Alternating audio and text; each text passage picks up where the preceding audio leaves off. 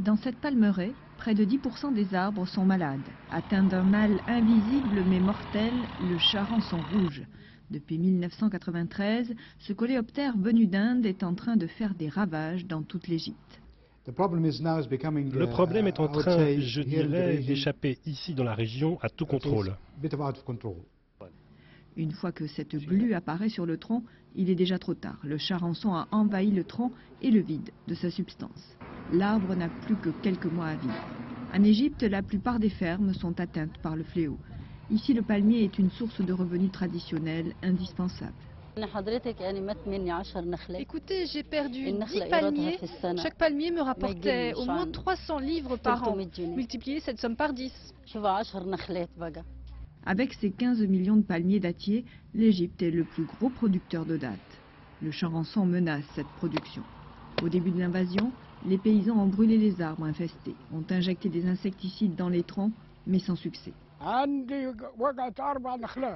Sur les 50 palmiers que j'ai, 4 sont tombés, contaminés, et à chaque fois que j'achète des insecticides, ça ne marche pas. L'espoir réside dans ce laboratoire, un sanctuaire pour charançons.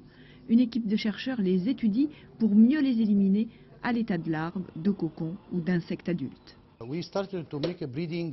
commence un élevage de charançons pour étudier leur comportement, leur biologie, de manière à essayer de trouver un moyen de les contrôler en menant des expériences avec de nombreux insecticides à tous les stades de leur développement.